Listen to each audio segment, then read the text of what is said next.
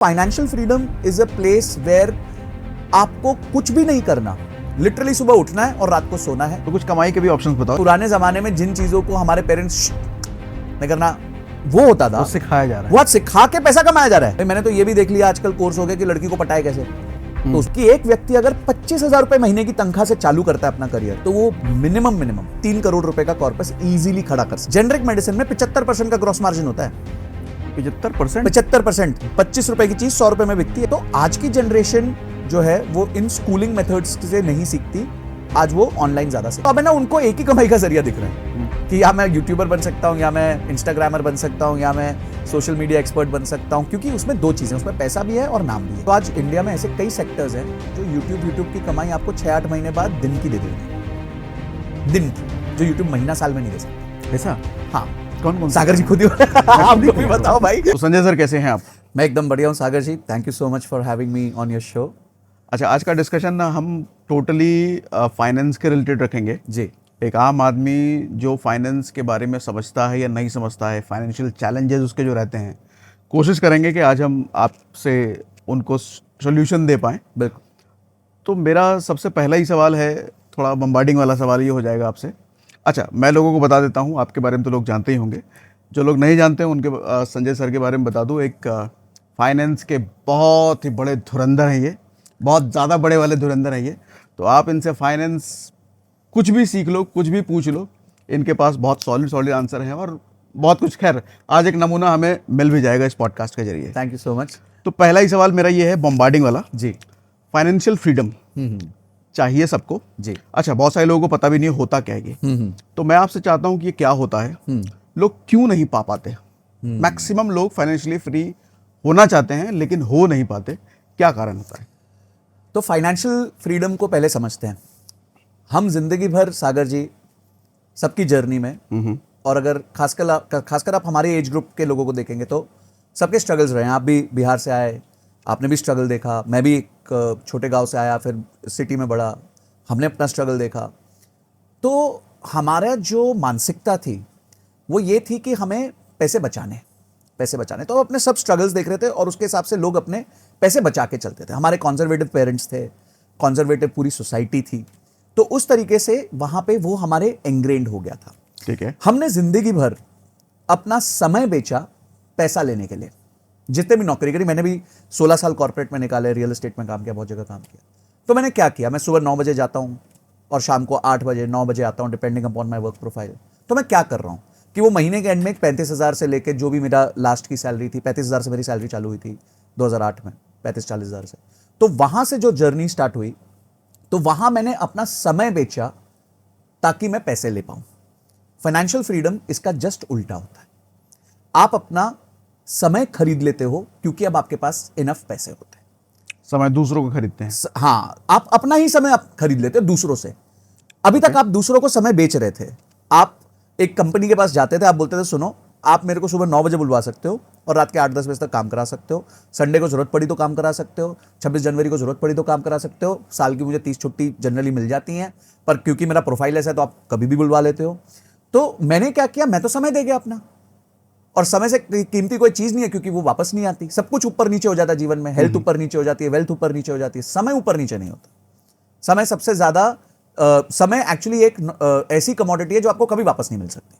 तो आपने अपनी सबसे महंगी कमोडिटी दे दी ताकि आप कुछ पैसे पा पाओ, इसमें कुछ गलत नहीं है। पहली बात, आजकल ना मैं नोटिस करता हूं कि काफी इंस्टाग्राम पे इन्फ्लुएंसर्स या जो यंग हैं वो ना इस चीज को उसको धिक्कारने लग गए हैं। वो ये बात नहीं समझ रहे कि एक आधा कोई केस या 10 केस ऐसे हो जाते हैं जो अच्छा कर पाते हैं, पर बाकी आम जनता जो है वो आज भी वही स्ट्रगल्स ले रही है।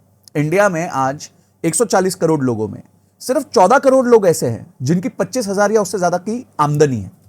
तो बाकी जो 126 करोड़ लोग हैं वो आज भी बहुत बुरे दारिद्र्य में फंसे हुए हैं। तो फाइनेंशियल फ्रीडम को जानने से पहले हमें यह समझना होता है कि समय क्या है।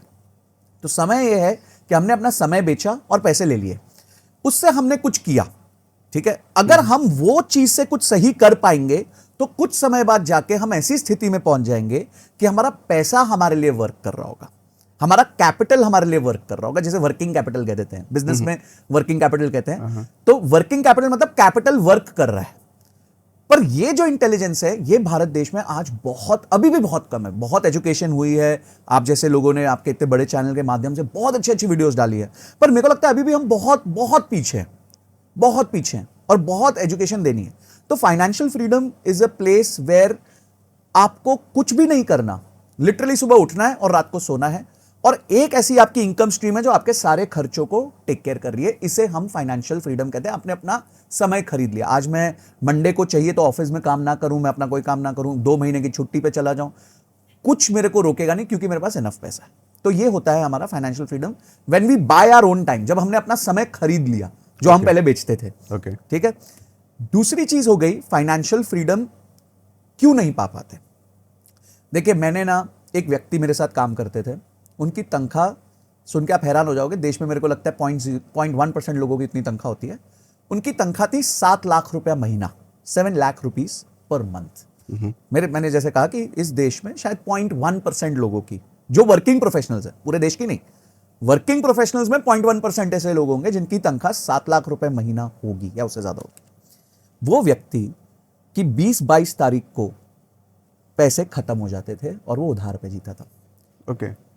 तो मैंने एक ऐसा व्यक्ति देखा जो 7 लाख रुपए महीना पाने के बाद भी सिर्फ 20-22 दिन निकाल पाता है, अगले 8-9 दिन नहीं निकाल पा रहा था बेचारा। और मैंने एक ऐसा व्यक्ति भी देखा जो 50,000 रुपए कमाता था, पर उसमें से भी 10 से 12,000 रुपए की इन्वेस्टमेंट कर देता था। तो savings and your financial journey, जो आपकी फाइनेंशियल इंडिपेंडेंस है, is not a factor of how much you earn. आप कितना कमाते हो उसका फैक्टर नहीं है, आप कमाए हुए पैसे से करते क्या हो, ये उसका फैक्टर है। आज लोगों को दुनिया को दिखाने के लिए उड़ी मारनी है ऊपर से, 50,000 रुपए जाके दुबई में दे देंगे, चलो अपन कूद लेते हैं एक बार, 25,000 की तनख्वाह होगी, 50,000 रुपए दे देंगे, तो कैसे करेंगे, EMI पे करेंगे। तो आपने वो पैसा जो निवेश होकर आपको आगे बढ़ा सकता था, उस पैसे को छोड़ दिया और उसकी जगह अपने पे एक लाइबिलिटी ले ली ताकि आप इंस्टाग्राम पे अच्छी फोटोज डाल सको। आप जिंदगी में कभी फाइनेंशियली इंडिपेंडेंट नहीं हो सकते, हो ही नहीं सकते। और फिर आप कर्ज करोगे, मैं फाइनेंशियली इंडिपेंडेंट नहीं हो पा रहा, मैं स्ट्रगल कर रहा हूं, मैं ये कर रहा हूं, मैं वो कर रहा हूं। तो ये जो प्रॉब्लम है कि लोग, income is not a factor of financial independence, only and only how you manage your income, ठीक है, is a factor of your financial independence. इसलिए कुछ लोग 50,000 से 75,000 की पैसिव इनकम के साथ भी फाइनेंशियली इंडिपेंडेंट हो जाते हैं, और कुछ लोग 2-3-4 लाख रुपए महीने की इनकम के साथ, पैसिव इनकम के साथ भी फाइनेंशियल इंडिपेंडेंट नहीं हो पाते। क्यों? क्योंकि उनको मैनेज ही नहीं करना आता अपना पैसा। तो हम फाइनेंशियली इंडिपेंडेंट, आपने जो बहुत हार्ड हिटिंग क्वेश्चन पूछा, जो फैक्चुअल क्वेश्चन पूछा, वो ये है कि हम क्यों नहीं फाइनेंशियल इंडिपेंडेंट हो पा रहे। क्योंकि हम लोगों को एक्चुअली ना खर्च करना आता है, ना हम लोगों को निवेश करना आता है। ये हमारे देश की सबसे बड़ी प्रॉब्लम है, जिसकी वजह से अधिकांश लोग फाइनेंशियली इंडिपेंडेंट नहीं हो पाते। मैं आपको प्रूफ के साथ जनरली बता सकता हूं। आज तो हम बैठे हुए हैं, कभी और कुछ बोर्ड पे करें या कुछ एक्सेल शीट्स पे करें, तो कि एक व्यक्ति अगर 25,000 रुपए महीने की तनख्वाह से चालू करता है अपना करियर, तो वो 20 साल की जर्नी में मिनिमम ठीक ठाक इन्वेस्टमेंट करे, सही से जिए, अच्छे से स्पेंड भी करे, सब कुछ करने के बावजूद भी 3 करोड़ रुपए का कॉर्पस इजीली खड़ा कर सकता है। 25,000 रुपये महीने की सैलरी वाला। हाँ, जो स्टार्ट करता है 25,000, फिर धीरे धीरे उसकी सैलरी भी बढ़ेगी, 10% बढ़ती है, सालाना सैलरी बढ़ने लग जाती है, फिर आदमी अपस्किल होता है तो और तनख्वाह बढ़ती है। अगर वो सारे लाइफ के अजम्पशंस को लिए जाए, जो मेरी लाइफ के अजम्पशंस थे, मैं कोई IIT से नहीं पढ़ा, मैं कोई IIM से नहीं पढ़ा, मैं कोई टॉप 1% कैंडिडेट नहीं था इस देश का, नॉर्मल इंजीनियरिंग करी, नॉर्मल MBA करी, पर आज मैं फाइनेंशियली इंडिपेंडेंट हो पाया क्योंकि मेरी स्पेंडिंग और इन्वेस्टिंग हैबिट्स ऐसी थी जिसने मुझे इस चीज के लिए सपोर्ट किया। तो एक 25,000 रुपए कमाने वाला व्यक्ति अगर सही जर्नी पकड़ ले, 20 साल की उम्र में वो स्टार्ट करता है, तो 40 साल की उम्र तक वो फाइनेंशियली इंडिपेंडेंट हो पाता है। और आप ही की एक वीडियो थी सागर जी, जो मेरे किसी दोस्त ने भेजी थी, वो बहुत इंस्पायरिंग वीडियो, तो मैं बहुत लोगों को फॉरवर्ड करी। वो थी कि SWP मतलब मुफ्त की सैलरी, बिना नौकरी के सैलरी। हाँ, बिना नौकरी के सैलरी। हाँ, तो ये SWP जो है ना, ये सबसे अंडररेटेड पैसिव इनकम है इस देश की। अगर आज एक व्यक्ति, मजेदार आपको एक बात बताता हूं, अगर एक व्यक्ति 20,000 रुपए महीना एक SIP में डाले 20 साल के लिए, उसके बाद वो अगले 20 साल के लिए 2 लाख रुपए महीना उसी SIP में से निकाल सकता है। किस बात की कंप्लेंट है भाई? क्या रोक रहा है आपको ये करने से? 20,000 रुपए नहीं डाल सकते? चलो आज आप 5,000 से स्टार्ट कर लो, धीरे धीरे रैंप अप करो, 7,000 ले जाओ, 10 ले जाओ, 12, 15, 18, 22, 25, 30 ले जाओ। मैंने भी ऐसे स्टार्ट किया था। तो आप अगर 20,000 रुपए महीने 20 साल डालते हो, तो उसके बाद 2 लाख रुपए महीने 20 साल निकाल सकते हो यार। अगले 20 साल। अगले 20 साल हर महीने, साल का नहीं बोल रहा मैं। यानी कि आपने डाला 48 लाख, आप निकालोगे 4 crore 80 lakh. This is the power of compounding. और उसके बाद भी कॉर्पस बचा रहेगा। और उसके बाद भी उम्मीद है कि कॉर्पस थोड़ा सा बचा रहेगा। अगर उसने 1.5 लाख निकाला तो डेफिनेटली कॉर्पस बचा रहेगा, 5-6 करोड़ रुपए का कॉर्पस हो जाएगा उसका। मतलब आप सोचो, वो पावर है कंपाउंडिंग की जो लोग नहीं, उनको चाहिए कल पैसा बन जाए, परसों पैसा बन जाए, आज मैं ऊपर से कूद जाऊं, लोगों को फोटो दिखा दूं। अरे 4 लाइक्स 10 लाइक कितने, अगर एक फोटो पे आपके 100 लाइक आ गए और आपने 50,000 रुपए डाल दिए तो यार आपको तो 500 रुपए की 1 लाइक पड़ी यार। 500 रुपए 1 लाख, यस। हाँ। तो अगर तो लोग है ना यूनिट लेवल पे नहीं जाएंगे, ये सब चीजें नहीं देखेंगे, तो कैसे फाइनेंशियली इंडिपेंडेंट। और 500 रुपए 1 लाख तो पड़ी, लेकिन बदले में मिला कुछ भी और नहीं। मिला कुछ भी नहीं कि भाई कोई काम दे देता आके उसके चक्कर में, या तुम्हारे को अच्छा अगली बार दुबई टूरिज्म बोलता कि अगली बार उड़ी मारोगे तो हम तुमको 50,000 रुपए हम अपनी जेब से देंगे। तो यू नो ये सब चीजें लोगों को देखनी पड़ेंगी कि आप अपना घर संवारो, आप अपने आप को ठीक करो। अब हाँ, शौक पूरे करो, शौक पूरे करने के मेजर्स रखो। वो उनके देखिए हर चीज का जो रूल बना देगा। जैसे हमारे जब हम गाड़ी लेके जाते हैं और हम फरीदाबाद बॉर्डर पे हैं, तो फरीदाबाद बॉर्डर पे अंदर जाने के लिए आपको टोल देना पड़ता है, ठीक है। इसी तरह आपको लाइफ में भी बहुत सारे टोल गेट्स बनाने पड़ते हैं, जिसमें इनकम का टोल गेट होगा, एक्सपेंस का टोल गेट होगा, लीजर का टोल गेट होगा कि मैं लेजर एक्सपेंसेस कब करूंगा, मैं हैंडबैग कब खरीद सकता हूं, मैं एक 40,000 रुपए का टूमी का बैग कब खरीद सकता हूं।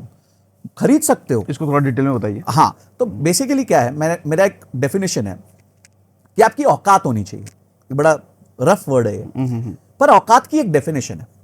औकात की डेफिनेशन ये है कि अगर मैं एक आज टूमी का बैग लेने जाता हूं, टूमी एक बहुत हाई ब्रांड अच्छा बैग है, मिनिमम हल्का सा भी बैग उसका 50-60 हजार रुपए का आता है, मेरे को लेना है जी, मेरे जीवन में मेरे को चाहिए था, तो 50-60 हजार रुपए का अगर मुझे बैग लेना है, तो औकात का मतलब यह है क्या मैं ये बैग बिना मेरे को प्रॉब्लम हुए 2 बार ले सकता हूं। ओके। अगर तो मैं ये 2 बार ले सकता हूं तो मेरी आज औकात है इस बैग को लेने की। मुझे मेरा कोई इसमें नुकसान नहीं होगा, कोई ऐसा नहीं होगा कि मेरे पे ईएमआई चढ़ जाएगी, कोई ऐसा नहीं होगा कि आगे का मेरा रनवे खत्म हो जाएगा, कोई ऐसी चीज नहीं होगी जिससे मैं हिल जाऊंगा। तो अगर मैं नहीं हिलता तो मैं डेफिनेटली, अगर मैं 2 बार उस बैग को खरीद सकता हूं तो मैं 1 बार तो खरीद ही लूंगा। तो पहला ये डेफिनेशन है औकात का। दूसरा है, अगर आपको रियली कुछ बिल्ड करना है तो आप रूल ये बना लो, कोई भी लीजरली एक्सपेंस में करूंगा वो मैं पैसिव इनकम से करूंगा, एक्टिव से नहीं करूंगा। अगर मैं नौकरी करके पैसे कमा रहा हूं, अगर मैं पैसे कमाने के लिए अपना समय बेच रहा हूं, एफर्ट डाल रहा हूं, कभी बीमार हो जाता हूं, कभी दोस्तों के साथ नहीं जा पाता, कभी माँ बाप के साथ समय नहीं खर्च कर पाता, तो मैं क्यों उस पैसे को ऐसी जगहों पर डालूं जहां कोई आउटपुट नहीं है। तो उस पैसे को ऐसी जगह डालो जहां आउटपुट है, और उस आउटपुट से आप जो है वो लग्जरी खरीदो। पैसिव इनकम ना लोग बोलते हैं टाइम लगेगा बनने में, सागर जी बहुत टाइम, ये बकवास है। तो आपको सबसे बड़ी बात यही। हाँ, अरे भाई 500 रुपए की अगर आपकी पैसिव इनकम होती है, 500 रुपए की मैं कह रहा हूं, तो आपका नेटफ्लिक्स फ्री हो गया। ऐसे देखो, आपने अगर 2,000 रुपए की पैसिव इनकम करी तो आपकी चाय फ्री हो गई। अगर आप 5-7 हजार रुपए का 10,000 रुपए की पैसिव इनकम पे आ गए तो आपका राशन फ्री हो गया। तो लाइफ के कुछ छोटी छोटी चीजों को आप अपने पैसिव इनकम से नॉक ऑफ कर सकते हो। कि इंटरनेट का बिल हो गया। क्या तरीके हो सकते हैं पैसिव इनकम बनाने के? देखिए, पैसिव इनकम बनाने के बहुत सारे तरीके हैं। तो जैसे एक बोला मैंने कि एक सिस्टमैटिक विड्रॉल प्लान एक बहुत अंडररेटेड तरीका है, लोगों को इसकी अभी समझ नहीं है। आपकी वो वीडियो देखेंगे तो बहुत अच्छे से मेरे को लगता है कि आपको आई बटन पे डाल देनी चाहिए वो वीडियो, डेफिनेटली डल जाएगा। वो वीडियो मेरे को लगता है बहुत इंस्पायरिंग थी, क्योंकि उस तरह में बताया गया था कि वो कॉर्पस से आप कैसे जिंदगी भर पैसा खींचते रह सकते हो और वो कॉर्पस बढ़ता रहेगा। हाँ। तो पहली चीज तो ये हो गई। दूसरी चीज पैसिव इनकम की होगी, आजकल ना बड़े इंटरेस्टिंग फाइनेंशियल प्रोडक्ट्स आ गए। पहले क्या होता था, आपके पास फाइनेंशियल इन्वेस्टमेंट के लिए एकमात्र एफडी होती थी। अच्छा, एफडी में स्टेट बैंक ऑफ इंडिया थोड़ा कम रेट दे देगा, कोई प्राइवेट बैंक ज्यादा दे देगा, को थोड़ा बोड़ा चलता रहता था। ठीक है, अब क्या ही चलेगा, कोई 6.5 दे रहा है, कोई 7.5 दे रहा है, तो कोई ऐसा जमीन आसमान का फर्क नहीं है। पर आज आपके पास अपॉर्चुनिटी है बॉन्ड्स में इन्वेस्ट करने की। बहुत सारे प्लेटफॉर्म्स आ गए हैं, मैं कुछ नाम ले देता हूं, जैसे विंट वेल्थ है, जैसे ग्रिप इन्वेस्ट है, जिराफ है, उसके बाद आपका पावर अप है, उसके बाद पर एनम है। ये सारे ऐसे प्लेटफॉर्म्स आ गए हैं जहां पे आज छोटी मिड साइज कंपनीज, थोड़े लार्ज साइज कंपनीज के बॉन्ड्स इशू होते हैं। ये बॉन्ड्स को थोड़ा एक्सप्लेन कीजिए। मैं एक्सप्लेन करता हूं, बड़े सिंपल एग्जांपल से एक्सप्लेन करता हूं। एक कंपनी है ब्लू स्मार्ट, मोबिलिटी की कंपनी, आज आपने भी देखी होगी, दिल्ली एनसीआर में प्रिवेल करती है। बड़ी अच्छी वो व्हीकल्स, उबर है बेसिकली, उबर ही है, पर सिर्फ ग्रीन व्हीकल्स है, मतलब उसमें इलेक्ट्रिकल व्हीकल्स। तो जब उनको कंपनी बनानी थी तो उनको बहुत सारे व्हीकल्स चाहिए थे। अब व्हीकल्स मतलब बड़ा केपेक्स, बहुत ज्यादा पैसा लगेगा, एक एक व्हीकल 8-10 लाख रुपए का आएगा। तो उन्होंने क्या किया, उन्होंने बोला कि भाई देखो हम क्या करते हैं, हम है ना जनता के पास जाते हैं, हम जनता के पास जाते हैं, हम बोलते हैं भाई सागर जी आपके पास 10 लाख रुपए हैं, हाँ जी मेरे पास 10 लाख रुपए हैं, तो आप एक काम करो जी, एक गाड़ी हमारे को खरीद के दे दो आप, हम उस 10 लाख रुपए पे आपको 15% का IRR देंगे। IRR का मतलब कैसे होता है कि जैसे होम लोन का किस्त होती है, अब आपने जो उनको गाड़ी लेके दी वो 10 लाख रुपए उनके ऊपर होम लोन हो गया, एक तरीके से कार लोन हो गया, जो भी कह दो, और वो अगले 3 से 4 साल में आपको 15% का लगा के रिड्यूसिंग बैलेंस के हिसाब से एक EMI दे देंगे। तो अब आप उनके बैंक बन गए। जो बैंक काम करता है, जो बैंक एक होम लोन देता है और उसको 20 साल तक किस्तें आती हैं, अब क्या हुआ, सागर जी ने 10 लाख रुपए दिए और सागर जी को अब वो साल का 15% रिड्यूसिंग बैलेंस के हिसाब से एक EMI का शेड्यूल बांध देंगे और 36 महीने, 48 महीने, 60 महीने में आपके पूरे पैसे वापस हो जाएंगे। तो यानी कि जो पैसा 10 लाख आप FD में रखते थे और उस FD में आप 6.5-7% कमाते थे, अब 15% दे रहा है। अब वो 14 से 15% उसको देने लग गया। इसी तरीके से उन्होंने बहुत अपना एक्सपेंशन किया। आज भी मुझे लगता है वो प्लेटफॉर्म शायद ग्रिप इन्वेस्ट था, तो ग्रिप इन्वेस्ट के माध्यम से, क्योंकि उनके पास तो जनता है नहीं, तो ग्रिप इन्वेस्ट बीच में आ जाता था और वो ब्लू स्मार्ट को बोलता था सुनो भाई मेरे पास बहुत जनता है, मेरे पास सागर जी भी हैं, संजय जी भी हैं और बहुत सारे ऐसे लोग हैं जो 1 लाख, 2 लाख, 5 लाख, 25,000, 10 लाख, 20 लाख डाल सकते हैं, ठीक है, मैं इन सबको इकट्ठा करता हूं आपके लिए और आपको गाड़ियां भर भर के लाके देता हूं, आपका काम है उन गाड़ियों को चलाना, रोटेट करना। तो उसको क्या हुआ, उसको कैपिटल मिल गया, उसको गाड़ी मिल गई और उसको गाड़ी मिल गई 4-5 साल के उस पे इंटरेस्ट पे, तो वो आराम से, अच्छा अगर वो बैंक के पास जाता, बैंक उसको देता ही नहीं क्योंकि उसकी क्रेडिबिलिटी अभी एस्टैब्लिश नहीं हुई थी, उस कंपनी की एक्सट्रीम क्रेडिबिलिटी एस्टैब्लिश नहीं, तो आपने भी रिस्क लिया, मैंने भी रिस्क लिया, पर रिस्क की जगह मुझे 7 की जगह 15 तो मिला। तो वो मेरे को लगता है कि एक नया दौर आ रहा है भारत में और अब ऐसे बहुत प्रोडक्ट आ रहे हैं। तो और ऐसे प्रोडक्ट को ढूंढने के लिए, एक्सप्लोर करने के लिए आम आदमी कहाँ जाए, कौन सी वेबसाइट? तो मैं आपको बताता हूं, जैसे प्लेटफॉर्म्स है, बहुत सारे प्लेटफॉर्म्स है, मैं कुछ नाम लूंगा वंस अगेन, जैसे जिराफ करके एक प्लेटफॉर्म है, जिराफ के बाद आपका पर एनम करके एक प्लेटफॉर्म है, एक प्लेटफॉर्म है विंड वेल्थ करके एक प्लेटफॉर्म है, एक पावर अप करके प्लेटफॉर्म है, एक उसके बाद ग्रिप इन्वेस्ट करके प्लेटफॉर्म। तो इन पे ऐसे प्रोडक्ट्स बिल्कुल मिल जाएंगे और उसमें उनके रिस्क लिखे होते हैं, कंपनी का प्रोफाइल लिखा होता है, रेटिंग की होती है, सब कुछ होता है, आपको पूरी इंफॉर्मेशन दिखाते हैं वो। उस इंफॉर्मेशन के माध्यम से आप सिलेक्ट कर सकते हो, ठीक है यार ये कंपनी मुझे ठीक लग रही है, इसमें रिस्क कम है, तो मैं इस कंपनी का बॉन्ड खरीद लेता हूं, मेरे पास 1 लाख रुपए है जी, मैं 1 लाख रुपए का बॉन्ड खरीद लेता हूं। कुछ मोटा मोटी पैरामीटर जो आम आदमी को समझ में आए वो देखना चाहिए हमारे को। देखिए, एक तो वो जनरली क्रेडिट रेटिंग करते हैं, तो क्रेडिट रेटिंग करते हैं तो BB+ रेटिंग से ऊपर होना चाहिए, पहली बात तो। जनरली ये प्लेटफॉर्म्स BB+ से नीचे लेते भी नहीं है क्योंकि इनकी भी साख जो कहते हैं अपन, क्या मतलब वो BB का? BB+ होता है, जैसे क्या होता है कि जब भी कोई बोरोइंग करता है तो बोरोइंग करने के लिए ना उसको अपनी क्रेडिट रेटिंग करानी पड़ती है, ठीक है, कि भाई मेरी वर्दीनेस क्या है, कि मेरी एक्चुअली हिंदी में अगेन बोले औकात क्या है, कि क्या मेरे में क्षमता भी है ये पैसा वापस करने की, क्योंकि एंड ऑफ द डे तो मुझे 3 साल में 4 साल में कुल मिला के पैसा वापस करना है। तो उसको एक independent agency like CRISIL, CARE, ICRA, ये 3 बड़ी एजेंसीज हैं, ये रेटिंग करती हैं और उनको एक ग्रेड देती हैं। तो वो ग्रेड इन्वेस्टमेंट ग्रेड कहते हैं, मतलब इससे मिनिमम इतना तो होना ही चाहिए, तो वो जो मिनिमम इतना ही होना चाहिए वो BB+ होता है, तो BB+ से वो ऊपर रहेंगे तो बेटर है। 99% केसेस में वो सारे BB+ से ऊपर रहते हैं क्योंकि प्लेटफॉर्म नहीं तो लाने नहीं देता उनको, पहली चीज ये हो। प्लेटफॉर्म की भी क्रेडिबिलिटी पे सवाल उनकी होता है। क्रेडिबिलिटी भी है, कल को आप बोलोगे यार मेरे तो, वो आप थोड़ी बोलोगे बॉन्ड में पैसे डूब गए, आप बोलोगे मेरे तो ग्रिप की वजह से पैसे डूब गए या मेरी तो जिराफ की वजह से पैसे डूब गए, राइट, है ना। आप मेन बॉन्ड का नाम नहीं लोगे, आप तो प्लेटफॉर्म का नाम लोगे। लोग थोड़ी बोलते हैं कि मेरा वो सप्लायर ने प्रोडक्ट नहीं भेजा, मेरा अमेजॉन ने प्रोडक्ट नहीं भेजा, हाँ, तो साख खराब होती है अमेजॉन की, तो अमेजॉन को ध्यान देना पड़ता है इन सब चीजों। तो ये हो गया आपका रेटिंग। सेकंड चीज हो गई कि एसेट कवर क्या है। अगर करोड़ रुपए का वो टोटल रेज कर रहे हैं तो उस करोड़ रुपए के अगेंस्ट किस चीज को मॉर्गेज कर रहे हैं, क्या कोई जमीन को कर रहे हैं, क्या कोई गाड़ी को कर रहे हैं, क्या कोई कैश फ्लोज को मॉर्गेज कर देते हैं कि आगे आने वाले 3 साल के कैश फ्लोज एक एस्क्रो अकाउंट में जाएंगे, वो एस्क्रो अकाउंट में जो है अधिकार इस कंपनी का होगा जिसने इनको लोन दे रही है, ये जो सेंट्रल कंपनी है वो उसका अधिकार होगा कि इस कंपनी पर कैश फ्लोज को पकड़ के रखे। तो क्या चीज वो मॉर्गेज कर रहे हैं, ठीक है। तो ये 2 बड़े पैरामीटर्स हैं और उसके बाद ऑफरिंग को थोड़ा सा बेसिक समझ ले कि वो किस पर्पस के लिए जा रहा है। अगर देखिए वो कोई पुराने लोन को रीपे करने के लिए जा रहा है तो मेरे को लगता है वो नहीं करना चाहिए, वो पहले ही कर्जे में है, वो पहले ही कर्जे में। अगर वर्किंग कैपिटल में जा रहा है, कोई नई केपेक्स हो रही है, कोई नया वर्किंग कैपिटल खड़ा हो रहा है जिससे धंधा मूव करेगा, तो उसमें पैसे डालने चाहिए। तो ये सारी चीजें, ये 2-3 बेसिक चीजें भी अगर इंसान देख ले, और ये सारे प्लेटफॉर्म्स इतने अच्छे हो गए कि ये ठीक से प्रेजेंट कर देते हैं, ओके तो उससे आपको एक अच्छा नो हाउ मिल जाता है कि कैसे इन्वेस्ट करना चाहिए। ओके, इसके अलावा कुछ अच्छे अच्छे इन्वेस्टमेंट ऑप्शन बताओ सर। देखिए, इन्वेस्टमेंट ऑप्शंस एक तो ये हो गया। दूसरा जो इन्वेस्टमेंट ऑप्शन अभी पीछे बहुत अंडररेटेड था पर बहुत अच्छा परफॉर्म किया, वो था सॉवरेन गोल्ड बॉन्ड। ठीक है, तो सॉवरेन गोल्ड बॉन्ड जो 8 साल की अवधि का सबसे पहले रिलीज हुआ था, थोड़ा इसके बारे में भी खुल के बताइए। तो सॉवरेन गोल्ड बॉन्ड एक बहुत अच्छा विकल्प निकल के आया था। सॉवरेन गोल्ड बॉन्ड, सॉवरेन मतलब सरकार, गोल्ड बॉन्ड मतलब गोल्ड के अगेंस्ट पैसा। तो सागर जी, इंडिया में करीबन 1400-1500 टन सोना इंपोर्ट होता है। ठीक है, इंपोर्ट होता है या तो लेजिटिमेट तरीके से इंपोर्ट होता है बुलियन, जिसमें प्रॉपर बिलिंग होती है, और कुछ थोड़ा सा ऊपर नीचे भी होता है, स्मगलिंग भी होती है, सब ठीक होता है। है। तो इंडिया के लिए जैसे ही गोल्ड इंपोर्ट होता है तो करेंसी आउटफ्लो हो जाती है। आउटफ्लो मींस मतलब जो डॉलर है वो चला जाता है।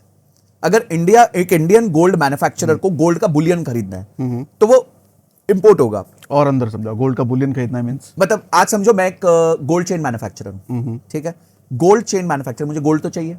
अब मुझे गोल्ड कहां से मिलेगा? इंडिया में तो गोल्ड का प्रोडक्शन नहीं है, तो मैं गोल्ड कहां से खरीदूंगा? बाहर से खरीदूंगा। ठीक है, बाहर से मंगवाऊंगा गोल्ड। कहां से मंगवाऊंगा? स्विट्जरलैंड में कोई रिफाइनरी है, वहां से मंगवा लूंगा, दुबई से मंगवा लूंगा।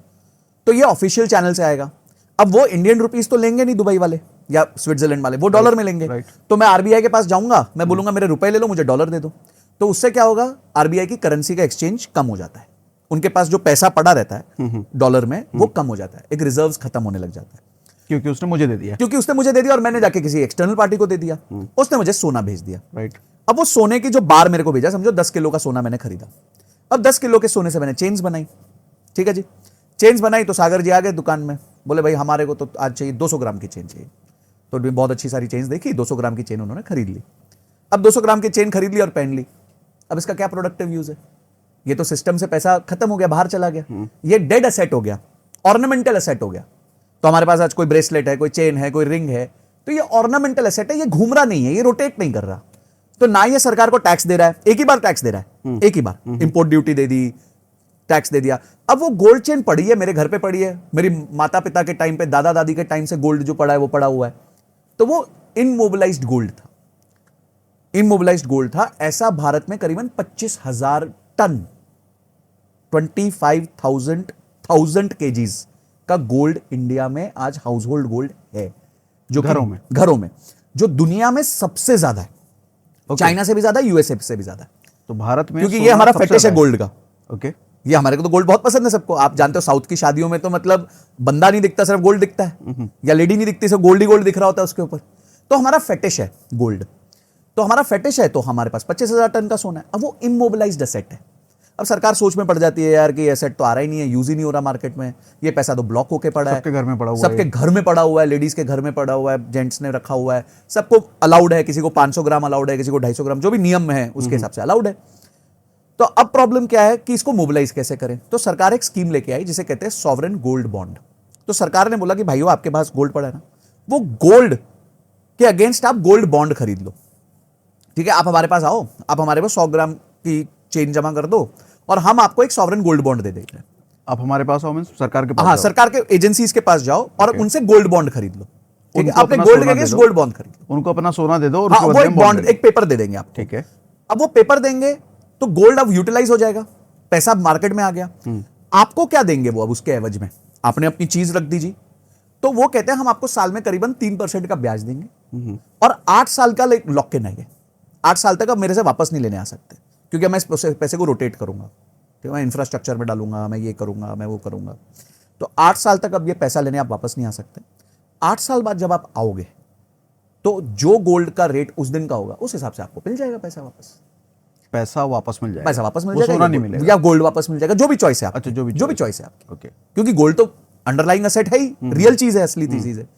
तो इसमें क्या हुआ, जब पहला गोल्ड एसजीबी आया, पहला सॉवरेन गोल्ड बॉन्ड आया, तो उसमें जो 8 साल में प्राइस राइज हुआ वो करीबन 11 से 12% कंपाउंडेड था, यानी हर साल 12% गोल्ड का प्राइस बढ़ा।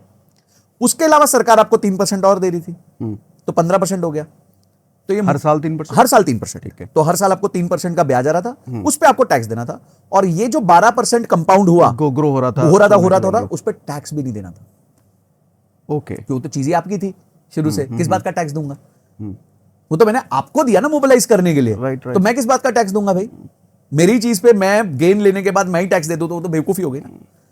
तो ये बड़ा अच्छा एक मोबिलाइजेशन हुआ लोगों का गोल्ड का, जिसमें पहले स्कीम में एसजीबी ने करीबन आईआरआर जिसे कहते हैं हम, रिटर्न्स, टोटल कुल रिटर्न्स सालाना करीबन 14 से 15% का रिटर्न दिया। तो ये एक बहुत अच्छा विकल्प बन के आया, सेफ साउंड सरकार का। ओके। आज भी गोल्ड इंक्रीज कर रहा है। एक साल पहले जो रेट था आज उसके देखोगे तो करीबन 10 से 11% का अंतर आ चुका है। बट मैं जिस एसजीबी को जानता हूँ वहां पर गोल्ड देना तो नहीं पड़ता, नहीं वहां देखिए हम SGB में पैसे देकर के बॉन्ड खरीद लेते हैं। दोनों पॉसिबिलिटीज है। गोल्ड का अच्छा भी अच्छा, है, हाँ, आप कह रहे हो या तो गोल्ड दे दो हाँ, या फिर पैसे दे दो। यस, ओके दोनों पॉसिबिलिटीज है। ओके। तो ये आपका जो है एक एसजीबी का तरीका होता है जिसमें आपको रिटर्न्स बनते हैं। तो ये एक पैसिव इनकम हो गई अगर आपके पास गोल्ड रखा हुआ है। एक मैंने आपको बता दिया एफडी, तो चलो स्टैंडर्ड हो गई। एक हाई यील्डिंग बॉन्ड्स हो गए। ये मेरे हिसाब से 3 आज के दिन फाइनेंशियल एसेट्स हैं जिसमें बहुत इजीली आप पैसिव इनकम लेकिन एसजीबी के साथ रेस्ट्रिक्शन नहीं है, हमेसा अवेलेबल नहीं होता ये। हाँ, आप लॉक इन हो गए। इट्स अ नहीं, लॉक। हमेशा अवेलेबल नहीं होता बाय करने के हाँ, लिए। बाय करने के लिए भी अवेलेबल नहीं होता। और साल में शायद 4 या 5 बार आता है। यस, हाँ, 4 बार आता है। 3 से 4 बार आता है। और देखिए, बट आपके पास विकल्प आ गया ना, एक अपॉर्चुनिटी आ गई। जैसे 2-3 अपॉर्चुनिटी हो गई कि आपके पास एफडी आ गया, आपके पास हाई यील्डिंग बॉन्ड्स आ गए, आपके पास सॉवरेन गोल्ड बॉन्ड आ गया। और अब धीरे धीरे मुझे ऐसा लगता है जो एक और विकल्प ओपन हुआ है बहुत बढ़िया, वो है real estate investment trust, REIT. Okay. REIT के बारे में जरा बताओ सर, बहुत कम लोग जानते हैं। तो रीट एक बहुत इंटरेस्टिंग कॉन्सेप्ट है और ये बहुत सालों से यूएस, सिंगापुर, हांगकांग ये सब जगहों पे चल रहा है। इंडिया में इसको आने में थोड़ा समय ज्यादा लग गया क्योंकि इंडिया में रूल्स, डिविडेंड, ये सब के बहुत इश्यूज थे। तो बड़ा सिंपल सरल तरीके से मैं समझाता हूँ। म्यूचुअल फंड होता है। म्यूचुअल फंड किस चीज का होता है कि भाई आप जो है स्टॉक खरीदना चाहते हो, आप 10 कंपनी के स्टॉक खरीदना चाहते हो, आप रिलायंस खरीदना चाहते हो, इन्फोसिस खरीदना चाहते हो, टीसीएस खरीदना चाहते हो। इन तीनों का शेयर मिला के करीबन 8-10 हजार रुपए का है, पर आपके पास तो 2,000 रुपए हैं, तो यानी अब आप खरीद ही नहीं सकते। तो आप क्या करते हो, आप एक कॉमन पूल में डालते हो जो पूल इन स्टॉक्स को खरीदता है। ओके। वो म्यूचुअल फंड होता है। राइट। तो मेरे पास 2,000 रुपए थे जी, वो म्यूचुअल फंड के पास ने ये तीनों कंपनीज में शेयर खरीदे हुए, क्योंकि मेरे जैसे 1 लाख धारकों ने 2,000 रुपए दिए हुए उनको। अब 2,000 मुझे रिलायंस में मिल गया, टाटा में मिल गया, टाइटन में मिल गया, वो सब मिल गया। सब मिल गया, कुछ कुछ प्रपोर्शन जो मेरा अधिकार है, जितना मैंने इन्वेस्ट किया उतने प्रपोर्शन में मिल गया। अगर मैं जाता तो रिलायंस का ऐसा नहीं है कि मैं रिलायंस का आधा शेयर खरीदूं या 1.25 शेयर खरीद लूं या 0.25% शेयर खरीद लूं, 0.25 शेयर खरीद लूं, ऐसा नहीं हो सकता। फ्रैक्शनल नहीं होता। वो अकेला शेयर अभी 3,000 का है। हाँ, वो अकेला ही शेयर 3,000 का, तो यानी कि एक ही शेयर खरीदने के लिए मुझे 3,000 रुपए जेब से निकालने पड़ेंगे। मेरे पास है ही 2,000 रुपए और मैं चाहता हूं सब में इन्वेस्ट करना। तो ये काम मेरे लिए कौन करता है? म्यूचुअल फंड करता है। इसी तरीके से मुझे ऐसा लगता है जी, जैसे हम इस कमर्शियल बिल्डिंग में बैठे हैं, मुझे ऐसा लगता है यार इस कमर्शियल बिल्डिंग में आगे जाके 5-10 साल में बहुत स्कोप है, ये जगह बढ़ने वाली है, इस जगह में वैल्यू बढ़ने वाली है और इसमें रेंटल्स बढ़ने वाले हैं। तो मैं यहाँ पे एक शॉप लेना चाहता हूँ। अब यहाँ शॉप आती है 70 लाख की, 80 लाख की, 1 करोड़ की। हमारे पास तो ना है 1 करोड़ रुपए, मेरे पास 10 लाख रुपए हैं, 5 लाख रुपए हैं, तो मैं क्या करूं? तो रीट जो होता है वो इन सारे यूनिट्स का म्यूचुअल फंड बन जाता है। तो रीट क्या करेगा? रीट ऐसे मेरे जैसे बहुत लोगों को इकट्ठा करेगा और वो आके ये पूरी बिल्डिंग खरीद लेगा। तो जितनी इसमें शॉप्स होंगी वो किराया अब किसको देंगी? रीट को देंगी, क्योंकि रीट मालिक हो चुका है इसका। और वो रीट जो है वो आगे जाके अपने यूनिट होल्डर्स को प्रोपोर्शनेटली वो डिविडेंड बांट देगा अपनी कुछ फीस रख के। ओके। अब कैपिटल एसेट भी अप्रिशिएट हो रहा है कि जब समझो 10 साल पहले ये बिल्डिंग में किसी ने निवेश किया होगा तो हो सकता है 4,000 रुपए पर स्क्वायर फीट में किया होगा, आज ये भाव हो गया होगा 10,000 रुपए पर स्क्वायर फीट। तो वो अप्रिसिएशन भी उन यूनिट होल्डर्स को मिल रहा है। तो क्या जो आदमी रीट में इन्वेस्ट कर रहा है उसको ये पता होता है कि ये किस एब्सोल्युटली बिल्डिंग का, किस प्रॉपर्टी का रीट है? यस, बिल्कुल उसको पता होता है कि ये मैं समझो मैं पीछे माइंडस्पेस का रीट आया, तो माइंडस्पेस का रीट आया तो कौन सा मॉल है वो पूरा डीआरएचपी में, रेड हेरिंग प्रोस्पेक्टस में उन्होंने बताया हुआ है। पर्टिकुलर मॉल में इन्वेस्ट करना है, मतलब ये हो गया। अगर वो मॉल है उसमें कितने टेनेंट है, कितनी दुकानें हैं, कितना स्क्वायर फीट है, कितना रेंटल आता है, कितनी कॉमन एरिया मेंटेनेंस आती है, क्या खर्चे लगते हैं, मैन पावर क्या है, पूरा आता है, उनको पूरी रिपोर्ट आती है। और उस बेसिस पे जो पैसा बचता है वो यूनिट धारकों को डिविडेंड के फॉर्म में दे दिया जाता है कि भाई मुझे लगता है एक सबसे बड़ा फायदा ये है कि रियल एस्टेट में डायरेक्ट इन्वेस्ट करो तो लिक्विडिटी नहीं है। लिक्विडिटी नहीं है यहाँ, तो आप कल और परसों, वो तो म्यूचुअल फंड, मतलब जैसे ही आपने फ्रैक्शनल कर दिया, इस दुनिया में जो चीज फ्रैक्शनल, यूनाइटेड स्टेट्स में जेट भी फ्रैक्शनल ओनरशिप पे होते हैं, जेट, प्राइवेट जेट। तो समझो आप और मैं बहुत अमीर हो गए, आप तो हो गए, चलो मैं भी हो गया आपके साथ साथ थोड़ा। तो हमने मिलकर सोचा जी, ऐसे 10 हमारे जैसे दोस्तों ने सोचा कि यार एक जेट लेते हैं। तो हम क्या करेंगे, हम एक जन लेके फायदा नहीं है, ठीक है, तो हम क्या करेंगे, हम एक पूल बनाएंगे, कॉमन पूल बनाएंगे और उस कॉमन पूल से हम एक जेट खरीद लेंगे। ठीक है। ठीक है, हम 10 लोगों ने डाले, 2 करोड़ रुपए डाले, 20 करोड़ का या 30 करोड़, जितने का भी जेट आता। अब हमें लगता है यार हम 10 के लिए भी काफी है यार, मतलब ये फिर भी खड़ा रहता है बेचारा। तो हमने कह दिया भाई अब आप भी इस जेट के मालिक बन सकते हो। हमने 100 लोगों से और पैसे ले लिए उसमें। हाँ, तो ये फ्रैक्शनल ओनरशिप हो गई। अब उसमें से संजय को लगता है कि यार अब है ना, मैं आधा अपना इन्वेस्टमेंट खाली करना चाहता हूं, तो मैं किसी और को दे सकता हूं वो इन्वेस्टमेंट। तो वो बट गया। नहीं तो वो जेट मेरे को अगर बेचना पड़े हाँ, तो मेरी तो चीखें निकल जाएंगी। जेट तो बिकता नहीं है, इलिक्विड एसेट है। इसी तरह रियल एस्टेट भी इलिक्विड एसेट है। तो लिक्विडिटी लाने का सबसे अच्छा तरीका होता है फ्रैक्शनलाइजेशन। अच्छा, इलिक्विड एसेट का मतलब हाँ, सॉरी, तो इलिक्विड जल्दी एसेट बिके ना। हाँ, तो आपके पास एक 10 करोड़ की प्रॉपर्टी है, एक लैंड है 10 करोड़ की। अब आप मार्केट में जाते हो तो आपको कितने तो बायर मिल सकते हैं 10 करोड़ के भारत में, है ही नहीं, बहुत कम लोग हैं। तो इलिक्विड है। आज अगर मेरे पास 1 करोड़ का म्यूचुअल फंड है और उसमें से मुझे 1 लाख रुपए निकालने हैं, बटन दबाऊंगा कल पैसा आ जाएगा। हाँ, ठीक है। मुझे 2 लाख निकालने हैं, बटन दबाऊंगा कल पैसा आ जाएगा। अगर आपको अपने अपार्टमेंट है 1 करोड़ रुपए का, उसमें से उसके पे करना है, तो ऐसा तो है नहीं कि आप अपना बाथरूम बेच दोगे, ऐसा तो है नहीं कि आप अपना बेडरूम बेच दोगे, वो तो पॉसिबल ही नहीं है। नहीं। फिर आप क्या करोगे? लोन अगेंस्ट प्रॉपर्टी लोगे। हाँ, तो आपके सर पे उधार आ गया। राइट। आप ही की चीज पे आपको उधार लेना पड़ रहा है ताकि आप उसमें से पैसा निकाल सको। ये कहां का न्याय है? तो जो भी ऐसे एसेट्स होते हैं, बड़े एसेट्स होते हैं, वो इलिक्विड होते हैं। यानी वो लिक्विड नहीं होते, वो मूव नहीं करते, उनकी मूव नहीं होती, ट्रांसफर नहीं होता। इसलिए मैं एक बार किसी से बात कर रहा था तो बड़ी अच्छी बात हुई कि अगर हमारे भारत के सारे घरों को एक स्टॉक एक्सचेंज पे लिस्ट कर दिया जाए तो उन पे रोज लोअर सर्किट लगेगा, क्योंकि कोई बायर ही नहीं होगा। कोई शेयर का जब बायर नहीं होता और सेलर होता है तो लोअर सर्किट लगने लग जाता है। तो अगर हमारे देश के सारे घरों को और ये सब जगहों को हम डाल दें एक पोर्टल पे, एक स्टॉक एक्सचेंज, जैसे बॉम्बे स्टॉक एक्सचेंज है वैसे एक हाउसिंग स्टॉक एक्सचेंज आ जाए, तो घरों के प्राइस रोज गिरने लग जाएंगे। क्यों? क्योंकि लिक्विडिटी नहीं है भारत में उतनी ज्यादा। कुछ ही वर्ग है जो वो घरों को खरीद सकता है, बहुत कम सेट ऑफ लोग हैं। रीट के बारे में थोड़ा सा कुछ और बताइए संजय सर, कि मान लो किसी बिल्डिंग का है, मान लो ये गैलेक्सी बिल्डिंग है, गैलेक्सी बिल्डिंग का रीट पे किसी ने इन्वेस्ट कर दिया। अब ये गैलेक्सी बिल्डिंग जो है खंडर होता जा रहा है, मान लो इसकी दुकानें खराब हो रही हैं, कोई ले ही नहीं रहा, तो इसका जो वैल्यू खराब होगा वो इसके रीट में भी दिखेगा। बिल्कुल दिखेगा। ये वही बात है, जैसे आपने रिलायंस का शेयर खरीदा हाँ। और उसका अगले साल का परफॉर्मेंस खराब हुआ तो उसके आपका म्यूचुअल 3,000 फंड रुपए भी का खराब शेयर होगा। 2,000 रुपए का हो जाएगा, ओके। या 2.5 का हो जाएगा। क्यों? क्योंकि उसने परफॉर्मेंस नहीं करी। ये एसेट है। अच्छा, क्या होता है जनरली रीट में वैसे एसेट्स आते हैं जो 80% 90% लीज हो चुके होते हैं। अच्छा, 80% 90% लीज हो चुके होते हैं, तो उनमें सक्सेस आ चुकी होती है। आज अगर इस जगह पे समझो 3 लाख स्क्वायर फीट है, ठीक है, 20 फ्लोर है और 3 लाख स्क्वायर फीट है, 15,000 पर फ्लोर है, तो हमें पता है कि 3 लाख में से समझो 2.5 लाख स्क्वायर फीट तो लीज हो चुका है। अब आप छोटे किसी को ओनरशिप दे ही नहीं सकते, क्योंकि रीट के पास पूरा मालकाना हक है। तो रीट ऐसे टुकड़े करके नहीं बेचता कभी भी। रीट टुकड़े करके बेचेगा अपने यूनिट होल्डर को। पर सागर जी पहुंच के बोले यार मेरे को 2 दुकानें दे दो 1-1 करोड़ की, वो उनको नहीं देगा। वो बोलेगा आप एक काम करो, रीट में 2 करोड़ डाल दो। अब रीट में 2 करोड़ डाल दो, वो कोई प्रॉब्लम नहीं है, पर मैं आपको दुकान नहीं दूंगा, ईयर मार्क दुकान नहीं दूंगा। ओके, ठीक वो है। दुकान फिर किसको देंगे? वो दुकान तो उन्हीं की हो गई, उसका भाड़ा वो यूनिट होल्डर को देंगे। अच्छा, जो यूनिट होल्डर है फिर तो ऐसे फिजिकल रियल एस्टेट से ज्यादा अच्छा हो गया ये। एब्सोल्युटली, बिकॉज ये लिक्विड हो गया। अब 2 लाख रुपए में मैं इस जगह का मालिक बन सकता हूं, सिर्फ 2 लाख रुपए देके। अब मैं असली मैजिक आपको बताता हूं इसमें। ये तो कमर्शियल है। आप कभी भी ये सोच सकते हो कि होटल में कमरा आपका होगा। एक होटल है, हाँ, मैरियट आजकल वो भी चल रहा है, ये भी बताओ। हाँ, तो मैरियट चल रहा है या फिर हयात चल रहा है या फिर कोई भी अच्छी चेन चल रही है, ठीक है, तो उसमें भी आप एक चाहते हो कि मैं हॉस्पिटैलिटी एसेट में पार्टिसिपेट करूं। हॉस्पिटैलिटी एसेट क्या है जी? जनरली हॉस्पिटैलिटी के रेट्स, होटल्स के रेट सालाना 5 से 6% बढ़ते ही बढ़ते हैं ओवर 10 ईयर पीरियड। ये एक रूल है, नियम सा है। ठीक है, ठीक है। तो अगर मुझे होटल बनाना है तो मेरे को 300-400 करोड़ रुपए लगेंगे। 5 स्टार होटल बनाना है तो मेरे पास तो है नहीं भाई 300-400 करोड़। तो एक बना बनाया होटल है, चल रहा है, अच्छा रिटर्न्स दे रहा है, तो उसका भी रीट हो सकता है, वो भी रीट में आ सकता है।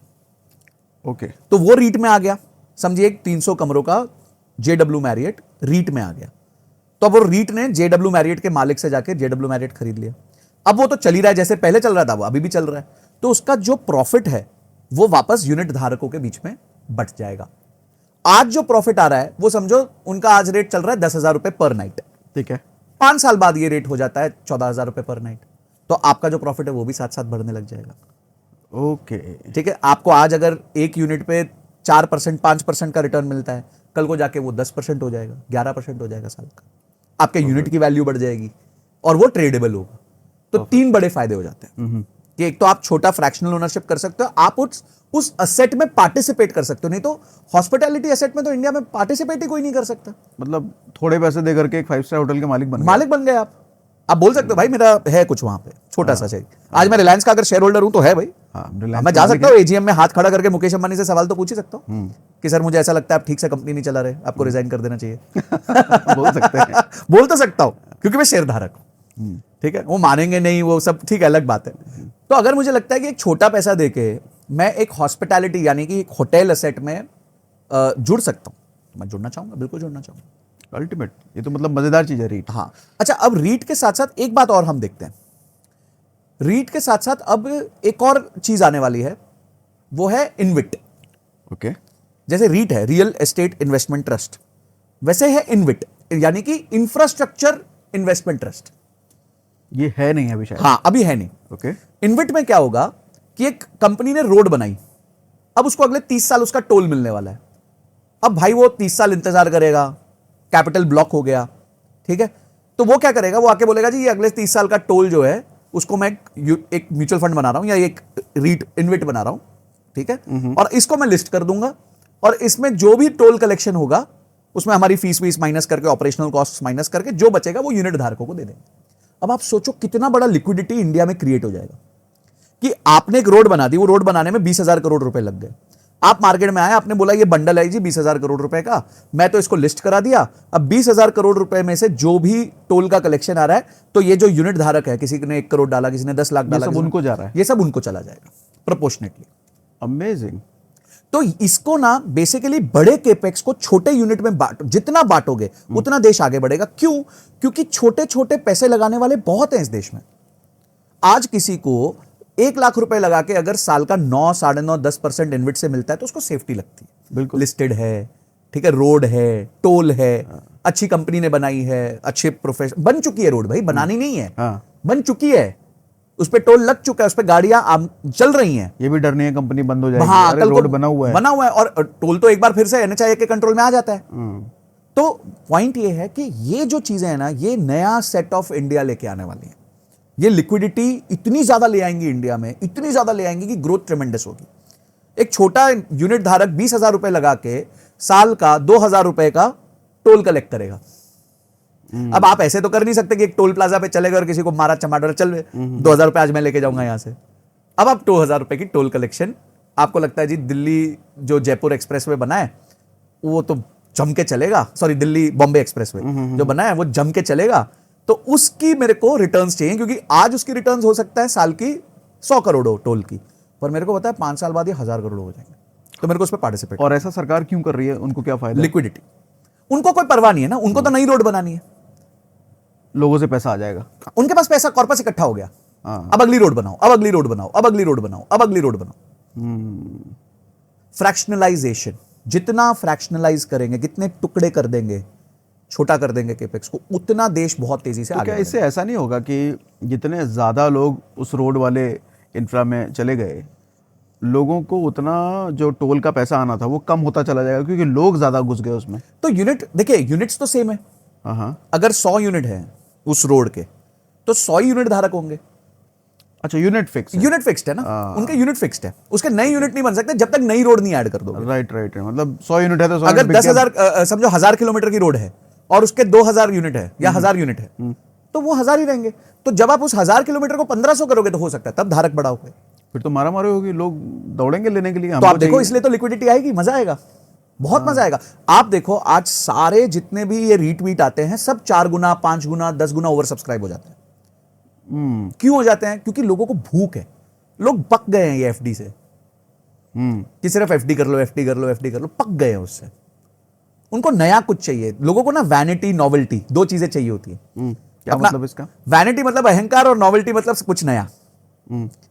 आप देखो शिमला में, ये सब मनाली में क्या होता है कि एक छोटा सा बिल्डर आता है, वो छोटा प्लॉट लेता है 20,000 स्क्वायर फीट का, उसमें 40 घर खड़े कर देता है, 500 स्क्वायर फीट स्टूडियो, ठीक है, और वो आके दिल्ली में मार्केटिंग करता है कि भाई साहब एक काम करो, शिमला की वादियां देखो, हिल टॉप देखो, ये देखो, एमिनिटीज, जकूजी पकूजी टकूजी कुछ ना कुछ डाल देगा और बोलेगा जी आप भी एक घर यहाँ पे ओन कर सकते हो, साल में 14 दिन यहाँ पे आके रह भी सकते हो, बचे हुए दिन इसको मैं किराए पे चढ़ा दूंगा और आपने जितना निवेश किया होगा उस पर आपको 5-6% रिटर्न भी बन जाएगा।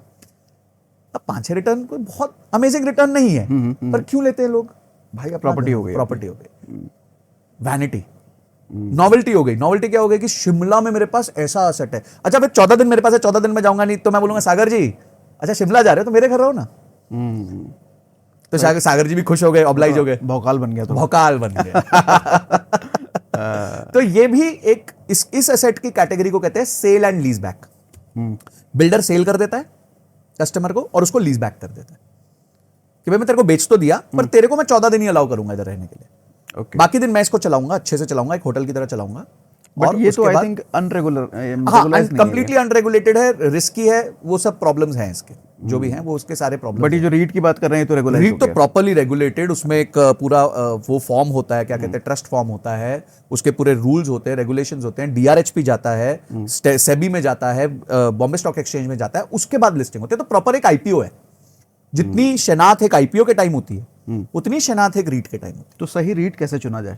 सही रीट देखिए, अगेन आपका बिल्डर कौन है? माइंडस्पेस था तो वो रहेजा ने देश में मेरे हिसाब से सबसे ज्यादा कमर्शियल बनाया होगा, ठीक है। अब रीट, दूसरा रीट कौन लेके आया? ब्लैकस्टोन लेके आया। ब्लैकस्टोन कौन है? एक प्राइवेट इक्विटी फंड है जिसने लाखों स्क्वायर फीट पहले खरीद लिया बिल्डर से, उसने बिल्डर से खरीद लिया और वो अब रीट पे लेके आ रहा है क्योंकि अब उसको मोनेटाइजेशन चाहिए। उसने 100 रुपए में खरीदा था, अब उसको 200 में बेचना है, क्योंकि उसने बिल्डर से तब खरीदा था जब वो अंडर कंस्ट्रक्शन था। तो उसने सारा रिस्क लिया, बिल्डर को सपोर्ट किया, फिर वहां पे अमेजॉन आ गया, फ्लिपकार्ट आ गया, वहां पे ये सारे बड़े बड़े टेनेंट्स आ गए, बिल्डिंग में रौनक हो गई, चकाचौंध हो गई, नीचे कमर्शियल हो गया, नीचे रिटेल हो गया, वहां पे रेंटल ज्यादा आने लग गया। तो अब ब्लैकस्टोन बोलता है भाई मेरे तो 7-8 साल पूरे हो गए, अब तो मुझे मोनेटाइज करो, क्योंकि एक प्राइवेट इक्विटी की लाइफ होती है 7-8 साल, उसको 7-8 साल में अपने इन्वेस्टर को पैसा वापस करना होता है। तो अब उसको एग्जिट कैसे मिलेगा? तो उसको एग्जिट मिलेगा आपके मेरे जैसे यूनिट होल्डर्स के थ्रू, जो एक छोटा छोटा, कोई 10 लाख, कोई 50 लाख, कोई 20 लाख, कोई 2 लाख, कोई 1 लाख डाल देगा। 2 लाख का मिनिमम इन्वेस्टमेंट इस पे होता है जब आप आईपीओ के लिए जाते हो रीट के। तो एक अच्छा डेवलपर होना चाहिए, एक अच्छी बिल्डिंग होनी चाहिए, उसकी ऑक्यूपेंसी हाई होनी चाहिए, यानी अगर उसमें 3 लाख स्क्वायर फीट है तो 2, 2.5, पौने 3 lakh square feet already lease होना चाहिए। टेनेंट्स ए ग्रेड होने चाहिए, ऐसे नहीं कोई छोटा मोटा कोई टेनेंट है, आपके अमेजॉन चल रहे हैं, फ्लिपकार्ट चल रहे हैं, किसी का डेटा सेंटर चल रहा है गूगल का, तो आपको पता चलता है यार ये लोग छोड़ के नहीं जाएंगे, ओवरनाइट नहीं भग जाएंगे, क्योंकि आपका जो रिटर्न है एज एन इन्वेस्टर उन्हीं से बनेगा, वो तो उन्हीं से बनेगा ना। वो भाड़ा देंगे तो आपको भाड़ा आएगा, उन्होंने भाड़ा देना बंद कर दिया तो आपकी भी प्रॉब्लम हो जाएगी। तो ये छोटी छोटी चीजों को आप ध्यान देंगे तो you can select a good REIT. Okay, cons क्या है रीट के? कॉन्स क्या है? देखिए कॉन्स ये रीट के कि ये हाइपर ग्रोथ असेट नहीं है। ओके, ठीक है, आप ये समझोगे कि मुझे इससे सालाना 25-30% का रिटर्न बन जाएगा, तो वो नहीं बनेगा। जैसे स्टॉक में हो सकता है, जैसे स्टॉक में पॉसिबिलिटी हो, इनमें पॉसिबिलिटी नहीं है, क्योंकि ये फिक्स्ड एसेट है ना, फिक्स्ड एसेट है, ग्रो नहीं कर सकते। ये ग्रो सिर्फ इतना कर सकते हैं कि 5 साल पहले भाड़ा 100 रुपए स्क्वायर फीट था, आज भाड़ा 120 रुपए स्क्वायर फीट, यही ग्रोथ है। 3 लाख स्क्वायर फीट अचानक से 6 लाख स्क्वायर फीट नहीं हो जाएगा। पर रिलायंस उसी पैसे से एक सोलर का प्लांट भी खोल सकता है, एक रिफाइनरी और खोल सकता है, और कुछ नया बिजनेस कर सकता है, रिटेल में 10,000 दुकानें और खोल सकता है। तो रिलायंस में वो अल्ट्रा ग्रोथ कैपेबिलिटी, क्योंकि वो कंपनी चला रहा है। तो जो रिटर्न्स आपको एक स्टॉक में मिल सकते हैं वो आपको एक रीट में नहीं मिल सकते। तो रीट एक सेफ एसेट है, रीजनेबली सेफ एसेट है। मैं देखो सेफ्टी तो 100% किसी चीज में नहीं होती। जैसे ही आपने एफडी छोड़ी तो सेफ्टी खत्म होने लग जाती है, सिंपल सी बात है। सही बात है। आपको सेफ चाहिए तो एफडी करो। लेकिन ये है कि किसी स्टॉक में फ्लक्चुएशंस ज्यादा आपको देखने को मिल सकते हैं। हाँ, रीट में शायद रीट फ्लक्चुएशन में हाँ कम होती हैं, क्योंकि एक कंसिस्टेंट कैश फ्लो होता है, कंसिस्टेंट ग्रोथ होती है। तो ये मतलब आप समझ लो कि एक मतलब बस बेटर वर्जन ऑफ एफडी है, बेटर वर्जन ऑफ एफडी है, सेफ है, लिक्विड है। आपको एग्जिट लेना तो आप हाथों हाथ ले सकते हो। अगर कुछ ऊपर नीचे हो गया तो एक 10-15% का 5% का लॉस लेके बाहर भाग सकते हो। ये प्राइवेट इक्विटी की तरह नहीं है, किसी कंपनी के शेयर्स पकड़ लिए और वो डूब गई तो अब आप कुछ कर ही नहीं सकते, ठंडन गोपाल हो गए, बेच ही नहीं सकते। ठीक है, तो वैसा नहीं है, रिस्क कम है। और इसके अलावा क्या इन्वेस्टमेंट ऑप्शन देखते हो? इसके अलावा मुझे ऐसा लगता है कि डायरेक्ट रियल एस्टेट में भी लोग पैसा डाल सकते हैं। जैसे मैंने आपको ये बताया कि सेल एंड लीज बैक होती है, जैसे होटल वाला आपने बताया, जैसे वो होटल वाला मैंने बताया, लेकिन वो रेगुलेटेड नहीं है। वो रेगुलेटेड नहीं है, उसमें बिल्डर का फिर बहुत सारी चीजें चेक करनी है आपको। हाँ। तो वैसे ही जैसे आपने यहाँ पे कोई जगह ले ली, एक बिल्डिंग में जगह ले ली, वो भी एक असेट बन जाता है आपका। लेकिन फिर वो पैसा चाहिए उसके लिए पैसा हाई चाहिए आपको, मिनिमम 50 लाख, 60 लाख, 70 लाख रुपए चाहिए। तो ब्रॉडली हमने जो एसेट क्लासेस देखी जितनी भी, वो सारी वही हैं जिसमें आप छोटे पैसे से, आप एक 10,000 रुपए से भी पैसा बनाना चालू कर सकते हो। और अगर 10,000 से आपको साल का 3,000 रुपए, सॉरी 2,000 रुपए बनता है या 1,500 रुपए बनता है, तो 1,500 रुपए यानी महीने का 150 रुपए होता है, तो 150 रुपए मतलब सारे दिन की चाय तो फ्री हुई। पैसिव इनकम हुआ। हाँ, वो पैसिव हुआ। तो कुछ कमाई के भी ऑप्शंस बताओ, इन्वेस्टमेंट के ऑप्शन तो हमने बात कर ली बहुत। देखिए, कमाई दो तरीके से होती है। एक होती है ह्यूमन कैपिटल से, एक होती है फाइनेंशियल कैपिटल से। ठीक है। ह्यूमन कैपिटल मतलब आपकी इंटेलिजेंस, आपकी कैपेबिलिटीज, आप क्या कर सकते हो, वो उससे कमाई आपकी हो सकती है। उसमें दो तरीके की कमाई होती है ह्यूमन के अंदर। एक होती है सिमेट्रिक कमाई, एक होती है एसिमेट्रिक कमाई। मैं इसको ड्रिल डाउन करूंगा। सिमेट्रिक कमाई होती है जितना काम करोगे उतना पैसा आएगा, नौकरी, सिंपल। ठीक है, आपने 10 घंटे दोगे तो 10 घंटे के हिसाब से आपको पैसा आएगा। एसिमेट्रिक होती है कि ऐसा कुछ कर दो कि वो 10 घंटे पहले शुरू में मेहनत 20 घंटे की लग जाए, 30 घंटे की लग जाए, पर जिंदगी भर पैसा है, या फिर एक लंबे समय तक पैसा, जिंदगी भर नहीं बोलूंगा, लंबे समय तक पैसा है। तो फॉर एग्जाम्पल, आप एक यूट्यूबर हैं, आप एक वीडियो बनाते हैं, उसमें आपकी बहुत रिसर्च जाती है, आप मेहनत करते हैं, स्टडी करते हैं, समझते हैं, 4 बार शूट करते होंगे, कटता होगा, एडिटर लगाता होगा, तो ये सारी मेहनत आपने करी जिसमें आपको अभी कोई रिजल्ट का पता नहीं है, एक्सपेक्टेशन नहीं। आप उसको पोस्ट करते हैं, लोग लाइक करते हैं, पसंद करते हैं, फिर आपको वो हर महीने कुछ ना कुछ देके जाती है। शुरू में ज्यादा देके जाती है, बाद में लोग कम देखते हैं तो कम देके जाती है, पर कुछ ना कुछ हर महीने आपको एक अमाउंट उसमें से आ रहा है। तो ये होता है एसिमेट्रिक रिटर्न। एसिमेट्रिक रिटर्न कहां कहां से आ सकता है? जैसे मैंने बताया, आजकल ये सोशल प्लेटफॉर्म से आ सकता है। दूसरा, अपना कोर्स बेचने से आ सकता है। आप अपने अगर कोई भी स्किल को जानते हैं, कोई भी स्किल को, भाई मैंने तो ये भी देख लिया आजकल कोर्स हो गया कि लड़की को पटाए कैसे, तो उसमें भी कोर्स चल रहे हैं, तो उसमें भी लोग पैसे कमा रहे हैं और अच्छा खासा कमा रहे हैं। मेरे एक फ्रेंड एक बहुत अच्छी सैस कंपनी चलाते हैं, अभी नाम नहीं लूंगा, अच्छा नाम है उनका, वो एडटेक के सैस कंपनी चलाते हैं, मतलब वो प्लेटफॉर्म देते हैं ट्रेनर्स को। तो भाई आज के दिन पे अचानक से ये देखने मिला है कि पर्सनालिटी डेवलपमेंट, ग्रूमिंग, लड़की को कैसे पटाएं, बाहर डेटिंग में जाएं तो क्या स्टेप्स यूज करें, ये सब के कोर्स ज्यादा बिक रहे हैं। तो आप बोलोगे पुराने जमाने में जिन चीजों को हमारे पेरेंट्स में करना वो होता था, वो सिखाया जा रहा है, वो आज सिखा के पैसा कमाया जा रहा है। It is that's become monetised. तो हमारे माइंड का जो बैरियर है कि यार ये तो बिकेगा नहीं, आज कुछ भी बिकता है। सही पैकेजिंग होगी, सही प्रोडक्ट को ठीक से रखा जाएगा तो बिक जाता है। यू हैव टू एंश्योर कि सामने वाले का फायदा हो। भी लड़का एक्चुअली चाहता है किसी लड़की को पटाना, तो सिखा दो, उसको सिखा दो, और वो सीख के अगर पटा लेगा तो खुशी होएगा। ठीक है, बाद की बाद में देखेंगे, पर उस समय तो उसको दिख गया रिजल्ट। राइट। तो माय पॉइंट इज कि ये एसिमेट्रिक रिटर्न्स होते हैं।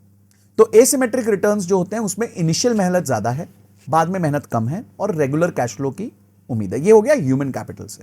तो उसमें आपको खुद की स्किल पे वर्क करना होता है। खुद पे आप जितना ज्यादा वर्क करोगे उतना अच्छा है। मैं एक बच्चे को जानता हूं, वो 16 साल का है। उससे जब एआई आया तो एआई के टूल सीखने चालू किए। आज वो एआई की एजेंसी चलाता है, ठीक है, और कस्टमर्स को एआई बेस्ड मदद करता है। कोई स्क्रिप्टिंग कर देता है, लेटर लिख देता है, ये सब छोटे मोटे काम करता है। 16 साल का लड़का है और करीबन 75,000 से 80,000 रुपये महीना कमा लेता है। ठीक है, मैं ये नहीं कहूंगा ज्यादा है कम है, मैं ये कहूंगा कि मैंने तो 16 साल की उम्र में 75-80,000 सोचा भी नहीं था मैं कमाऊंगा। बहुत सारे लोग नहीं कमा रहे आज भी नहीं कमा रहे। 50-50 साल की उम्र वाले नहीं कमा पाते, पर उसने वो सोचा, मेहनत करी, उस तरफ में कुछ किया, और आज वो कमा पा रहा है। ठीक है, तो मेरे पॉइंट ये है कि आज आप एसिमेट्रिक रिटर्न्स कमा सकते हो। मेरा बेटा है, उसने मुझे एक बहुत अच्छा स्टेटमेंट दिया था, you pay to my school and I don't learn how to make money, and I don't pay to YouTube and it teaches me how to make money. अरे वाह। हाँ, ये उसका ही स्टेटमेंट था कि आप मेरे स्कूल को पैसा देते हो और वो मुझे ये नहीं सिखा रहे कि पैसा कैसे बनाना है। वो मुझे आज भी सिखा रहे हैं कि भाई अकबर पहले आया था कि बीरबल पहले आया था कि शाहजहां पहले आया था कि कौन पहले आया था। ठीक है, पर मैं जब YouTube देखता हूं, कोई चैनल देखता हूं, मिस्टर बीस्ट देखता हूं, ये देखता हूं, तो मुझे समझ आता है यार मैं पैसा कैसे कमा सकता हूं। मैं देखता हूं एक मिस्टर बीस्ट जैसा 26 साल का उम्र का लड़का आज साल का $40 मिलियन कमा रहा है 12 साल मेहनत करके। तो आज की जनरेशन जो है वो इन स्कूलिंग मेथड्स से नहीं सीखती, आज वो ऑनलाइन ज्यादा सीखती है। तो पैसिव इनकम, कमाई जो आपने वर्ड यूज किया, विल कम फ्रॉम एसिमेट्रिक, यानी कि एक बार की मेहनत मल्टीपल टाइम्स का रिटर्न। आप एक किताब पढ़ते हो, वो किताब एसिमेट्रिक है, उसकी लर्निंग्स आपकी जिंदगी भर चलती है। तो ये सारी एसिमेट्रिक चीजें। तो ह्यूमन कैपिटल में आप एसिमेट्रिक काम करोगे तो आप एसिमेट्रिक रिटर्न्स पाओगे।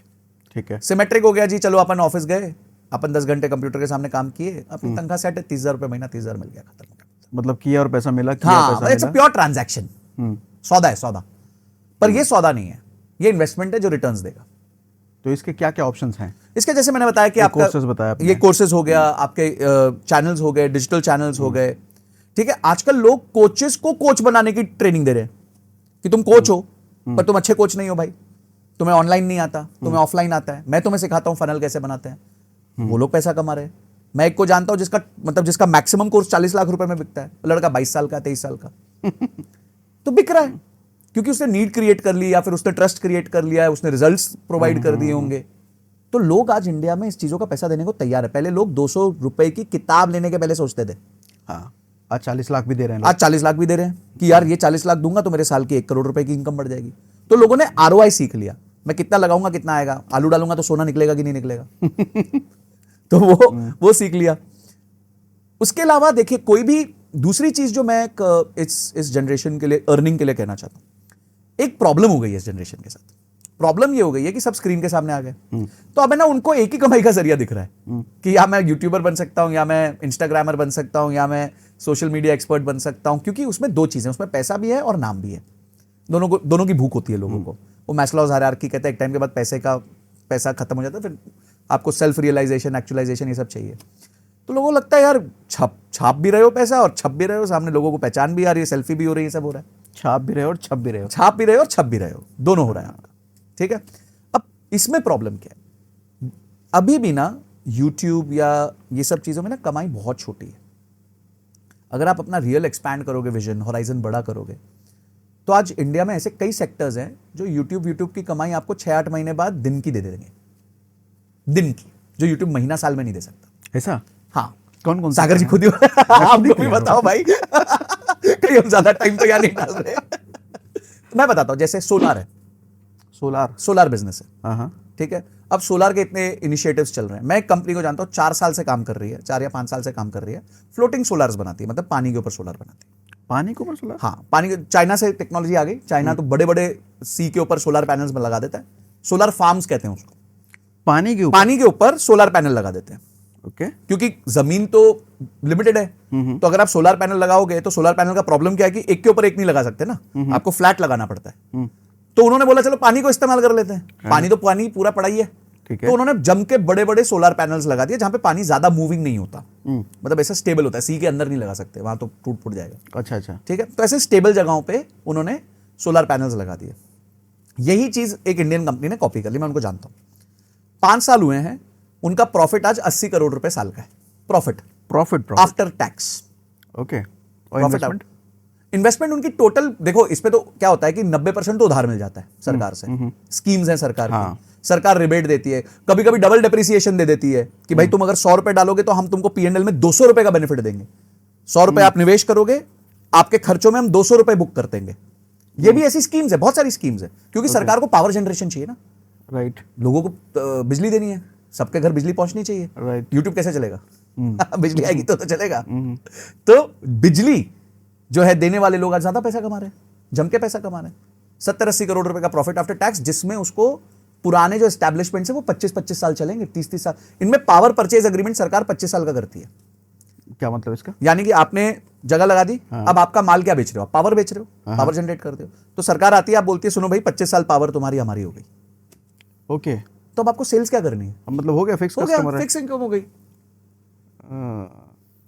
तो ये रिकरिंग इनकम हो गई आपकी। मैं बता रहा हूं इंडिया में अभी तक बहुत चीजें एक्सप्लोर नहीं हुई। माइनिंग बिजनेस है, माइनिंग, क्रिप्टो माइनिंग नहीं, क्रिप्टो नहीं, mining, actual mining, coal mining हो गया। उसके बाद आपका अदर रेयर मिनरल्स है, बॉक्साइट है, कॉपर है, मैंगनीज है, ये सारी चीजें।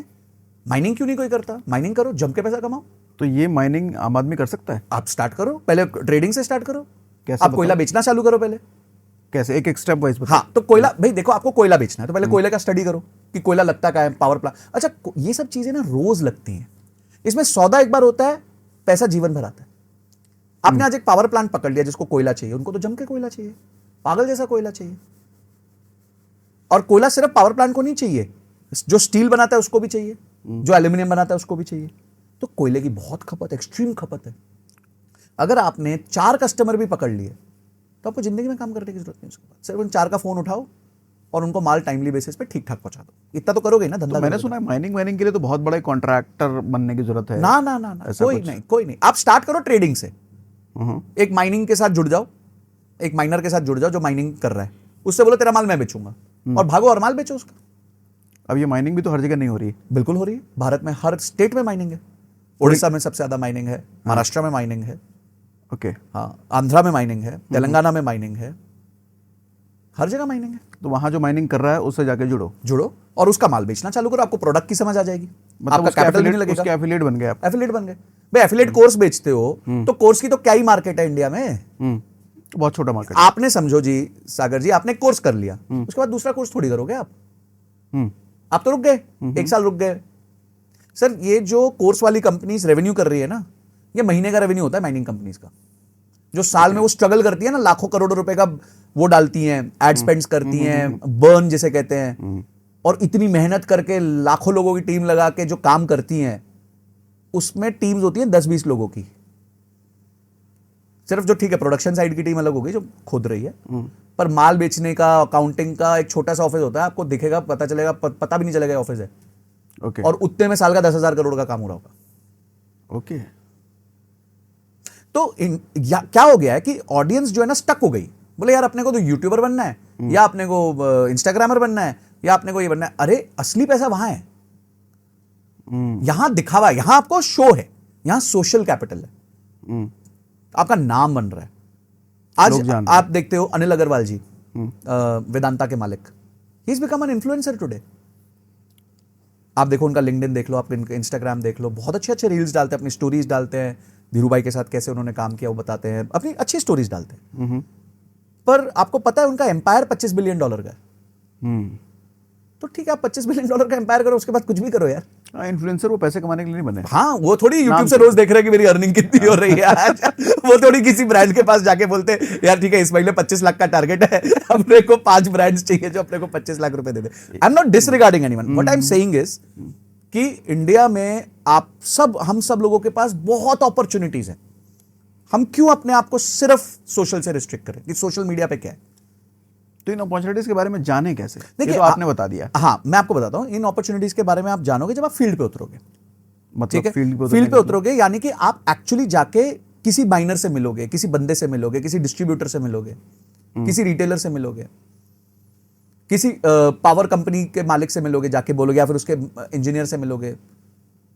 आज एक और बहुत बड़ा बिजनेस है इंडिया में, 3.5 लाख करोड़ की मेडिसिन बिकती हैं हर साल। मैं ऐसे कई ब्रांड्स को जानता हूं जिन्होंने 4-5 साल में 2 दवाइयां पकड़ी, जेनरिक मेडिसिन, क्रोसिन जैसी। Crocin is a generic medicine, ठीक है। जेनरिक मेडिसिन में 75% का ग्रॉस मार्जिन होता है। 75%? 75%, 25 रुपए की चीज 100 रुपए में बिकती है जेनरिक में, क्योंकि गवर्नमेंट ने रिस्ट्रिक्ट किया हुआ है। ओके। गवर्नमेंट ने रूल लगाया इसलिए 75% है, नहीं तो मेडिसिन में 99, 90, 95% के मार्जिन हैं। ओके, ठीक है। ठीक है, इनसे कैसे कमाना है? तो इनसे आप अपनी डिस्ट्रीब्यूशन कंपनी ओपन करो, एमआरस हायर करो। मैंने बहुत कंपनियां देखी, 2 दवाइयां पकड़ती है, 3-4 साल में 50 करोड़ का रेवेन्यू ले जाती है। ये थोड़ा खुल के बताओ सर, डिटेल में। हाँ, डिटेल में ये है कि जैसे देखो, आदमी जिएगा बीमार होगा। आप देखो, एक इंसान को ना एक रोज की चीज पकड़नी है जिसमें रोज मेहनत ना करने पड़े, पर इंसान के रोज की चीज की जरूरत हो। ठीक है, रूह अफ़ज़ा पकड़ा हमदर्द ने, ठीक है, उनकी जिंदगी निकल गई, 0 मार्केटिंग करते हैं और साल का 900,000 करोड़ रुपए रूह अफ़ज़ा बेच देते हैं। लोग लाइन लगा के खरीदते हैं। आज कोई रिप्लेसमेंट नहीं आया उसका। ठीक है, अब रोज तो उनको कुछ नहीं करना पड़ रहा उसके लिए। राइट। तो एज अ एंटरप्रेन्योर या as somebody who wants to make income, पैसा बनाना है आपको, तो आपको ऐसा कुछ करना पड़ेगा जो आपको एलटीवी दे, बहुत ज्यादा पैसा लाके दे आगे। तो ये जो मैं आपको विकल्प बता रहा हूं, जैसे मैंने अभी माइनिंग बताया, जब मैं आपको मेडिकल बता रहा हूं, तो मेडिकल में क्या होता है कि अलग अलग तरीके की दवाइयां होती हैं। अब एक फीमेल है तो फीमेल के बहुत अलग अलग तरीके की, गायनी रिलेटेड, पीसीओडी रिलेटेड, ये सब दवाइयां होती हैं। जेनरिक इंडिया में अगर मैं आपको बताता हूं, अगर आप एक स्मार्ट मार्केटियर हो और आप सिर्फ डायबिटीज और पेट साफ करने की दवाई ले आओगे ना, आप 100 करोड़ का ब्रांड बन जाओगे 3 साल के अंदर, 4 साल के अंदर। अगर आप मार्केटियर अच्छे हो, उसकी पैकेजिंग करके, ये सब करके, उसको हर जगह पहुंचवा के, जो इसको मार्केटिंग डिस्ट्रीब्यूशन आ गया ना, वो सिर्फ डायबिटीज की दवाई और पेट साफ रखने की सुबह की दवाई, उतने में ही वो 100 करोड़ रुपए का टर्नओवर ले जाएगा 3 से 4 साल के अंदर। क्योंकि आपने केश किंग के बारे में सुना होगा। केश किंग, बाल वाला? हाँ, बाल वाला। हाँ। तो केश किंग के जूही चावला करती थी। हाँ, तो उनके जो मालिक है सूरज जुनेजा, शायद उनके जो ओनर है, उन्होंने 2000 रुपए में वो कंपनी स्टार्ट की थी, ओके, ठीक है।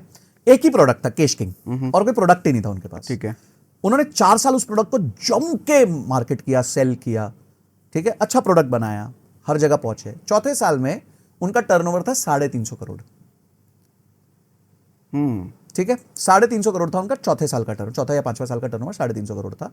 उसके बाद जाके उन्होंने वो कंपनी इमामी को 1700 करोड़ में बेच दी। बताओ, इमामी ने 1700 करोड़ देके तेल खरीदा तेल नहीं, डिस्ट्रीब्यूशन खरीदा, ब्रांड खरीदा कि वो रोज बिक रहा है। खरीदा तो तेल ही। अब उन्होंने उसके बाद क्या किया, डॉक्टर ऑर्थो खोला, पेट सफा खोल दिया, ओके, ठीक है, ये उन्होंने खेला, जिन्होंने बेचा। उसके बाद ये सारे ब्रांड्स ओपन कर दिए।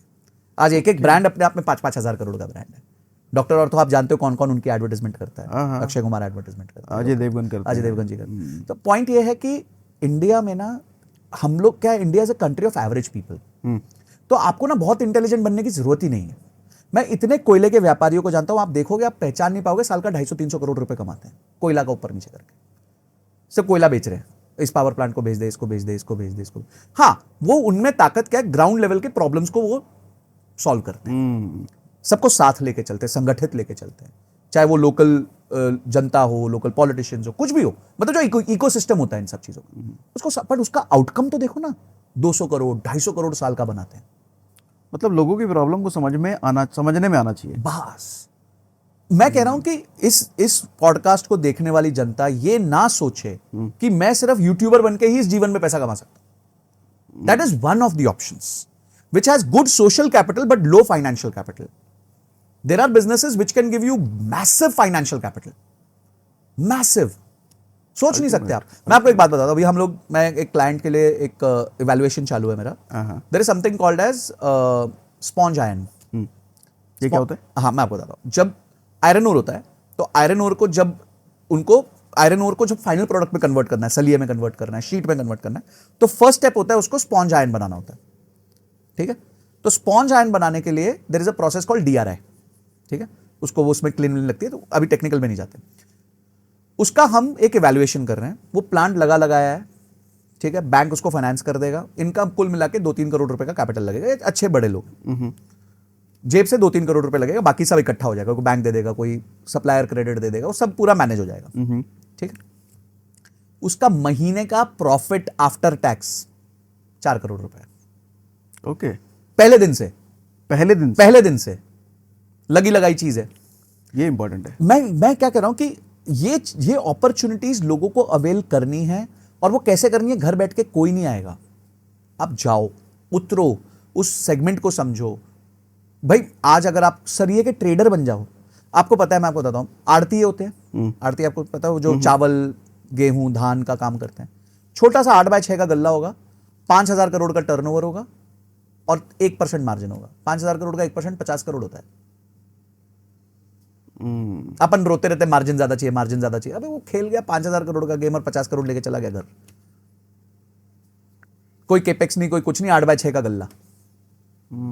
सोने का बुलियन जो बेचते हैं, वो किलो के पीछे 5-7-10 हजार रुपए कमाते हैं, ठीक है। ऐसे कई बुलियन ट्रेडर्स है इंडिया में जो दिन का 100 किलो करते हैं 8x6 की जगह से। अच्छा, 8x6 करना क्या है, इधर से उधर तो करना है, पहले पैसा आता है फिर बुलियन जाता है। ओके। नहीं पता लोगों को ये ट्रेड, तो ये ट्रेड करो ना भाई, पैसा कमाना है ना, तो लो, ये ट्रेड्स हैं आपके पास। वंडरफुल। तो मैं क्योंकि बिजनेस कंसल्टेंट हूं, तो मैं बहुत जगह जाता रहता हूं, मिलता हूं लोगों से, बहुत मेरे क्लाइंट्स हैं ऐसे, तो मैं खुद आश्चर्यचकित होता हूं यार कि मतलब the world is so simple. हमने कॉम्प्लिकेट किया हुआ है, लोग तो सिंपल काम करके पैसा बना रहे हैं, बस लगे रहे। अब वो गोल्ड बुलियन वाला पिछले 15 साल से लगा हुआ है, पर वो दिन का 10 लाख रुपए कमा रहा है यार। दिन का 10 लाख रुपए कमा रहा है 8x6 के गल्ले से, 4 लोगों की टीम रख के। वो देख के लगे हुए नहीं कि तुम वो हाँ, मतलब आप देखिए, आप पहचान ही नहीं सकते ये बंदा दिन का 10 लाख रुपए ठोक रहा है। It's impossible. तो ये जो सब चीजें हैं ना, ये भी लोगों को देखनी चाहिए। सिर्फ यहां हम ये नहीं कह दें कि यही एक फील्ड है जहां पैसा कमा सकते हैं। इंडिया में बहुत अपॉर्चुनिटीज है पैसा कमाने की, जम के अपॉर्चुनिटी है। वंडरफुल। जम के अपॉर्चुनिटी ही अपॉर्चुनिटी है। अगले 10 साल 20 साल तो सिर्फ अपॉर्चुनिटी है। किसी चीज में हाथ डाल दो, कोयला भी सोना है। ऐसा क्यों कह रहे हो? 10 साल 20 साल अपॉर्चुनिटी है। देखिए, गवर्नमेंट स्टेबल हुई है, probability of this government getting repeated is very high कि वापस आ जाएगी। ग्रोथ इन्होंने दिखा दी है कि इनको करनी आती है। इनोवेटिव मेथडोलॉजीज यूज करते हैं। कैपिटल रेस करने की कैपेबिलिटी बहुत अच्छी है, इंटरनेशनल रिलेशनशिप्स मैनेज करने की कैपेबिलिटी बहुत अच्छी है, पूरा वर्ल्ड इन्वेस्ट कर रहा है। अभी पीछे FIIs ने पैसा निकाला इंडिया से, पहले इन्होंने करीबन 35-40 हज़ार करोड़ 2 महीने डाला नवंबर दिसंबर में, फिर जनवरी फरवरी में करीबन 40 हज़ार करोड़ निकाला। सबको, अगर ये 10 साल पहले का टाइम होता तो मार्केट क्रैश कर गई होती। 22,000 निफ्टी 16,000 पे आ चुका होता था, आज 22,000 का निफ्टी 22,000 पे खड़ा है। क्यों खड़ा है? लोगों को भरोसा है, नहीं, क्योंकि इंडिया का डोमेस्टिक इंस्टीट्यूशनल इन्वेस्टर जो है उसने बचा लिया है। उसने आज उन 2 महीने के अंदर, जब इन्होंने 40,000 करोड़ निकाला, उसने 40,000 करोड़ डाल दिया, और उस 40,000 करोड़ में से 19-20 हज़ार करोड़ की SIP थी। आज 19-20 हज़ार करोड़ की महीने की SIP है इंडिया में। और अभी कितने ही अकाउंट्स हैं? 3 crore against the number of जनता जो हमारे पास है। 150 करोड़ की जनता में सिर्फ 3 करोड़ अकाउंट्स है जो पैसा डाल रहे हैं आज के दिन। तो अभी तो बहुत बाकी है, अभी तो मतलब इतना, आई एम पर्सनली, अगर ये स्टेबिलिटी, पॉलिटिकल लेवल की स्टेबिलिटी रहे, तो I am telling you there is no, आपको कहीं जाने की जरूरत नहीं है। इंडिया में कोई भी एक चीज पे हाथ रख लो, कोई भी एक चीज पे, मतलब कोयला बेचोगे तो अगले 10 साल कोयला बेचो, मेडिसिन बेचोगे अगले 10 साल मेडिसिन बेचो, यूट्यूब करना चाहते हो अगले 10 साल यूट्यूब करो, कोई प्रॉब्लम नहीं है। पर किसी भी चीज पे एक बार हाथ रख के बैठ जाओ और उस पर काम करो, पिच पे बने रहो, आप डेफिनेटली इतना पैसा ठोकोगे ना, आप सोच नहीं सकते। आप सोचा ही नहीं होगा इतना वेल्थ बन सकता है जिंदगी में। अपने क्या इंडियंस की प्रॉब्लम है ना, 2 करोड़ बना लूंगा तो बहुत है, 10 करोड़ बना लूंगा तो बहुत है। मैं एक इंडिया के लार्जेस्ट मेडिसिन OEM से मिला, तो बड़े हम्बल दोनों ब्रदर्स हैं। तो बोलते जब हमने बिजनेस चालू किया तो हमने सोचा था कि दोनों के पास बिजनेस इतना करेंगे कि दोनों के पास 10-10 करोड़ का प्रॉफिट आफ्टर टैक्स मतलब हाथ में आ जाए, मतलब टैक्स वैक्स देने के बाद जेब में 10-10 करोड़ हो दोनों भाइयों के। बोलते ये टारगेट हमारा 2 साल में पूरा हो गया। ओके, आज उनका टर्नओवर 4,500 करोड़ है। तो आपको पता नहीं होता what is life in store for you if you keep on doing great things. मतलब आप करते रहो करते रहो करते रहो। पैसा बनाने के इंडिया में हर चीज में, आज आप कचरा भी बेचोगे तो पैसा कमा लोगे, छोड़ो यार क्या ही करना, कचरा बेचो तो भी पैसा बना सकते, नॉर्वे में बेच दो जाके। ये डिस्कशन मुझे रोकने का मन नहीं कर रहा लेकिन समय हो चुका होगा तो हमें डिस्कशन रोकना पड़ेगा। खैर, इसके बाद हम अगला डिस्कशन फिर से कर सकते हैं। लोगों के कमेंट्स पे छोड़ते हैं कि आपके अगर कमेंट्स आते हैं तो संजय सर को हम दोबारा इनवाइट करके इस डिस्कशन को कंटिन्यू कर सकते हैं। डेफिनेटली। और सच में मुझे बड़ा मजा आ रहा है, मैं ऑफलाइन बहुत डिस्कस करने वाला हूँ आपसे। तो वो आपको अगली बार मिल सकता है, मेरे को तभी ले लूंगा मैं सर से। चलो, thank you for coming. Thank you Sanjay sir, और तहे दिल से धन्यवाद, बहुत कुछ सिखाया आपने। Thank you and I hope audience को ये पसंद आया, एंड इसमें से कुछ भी छोटा सा भी वो इम्प्लीमेंट करेंगे तो उनके लाइफ में बहुत बड़ा डेल्टा आ जाएगा। Wonderful, thank you very much. Thank you.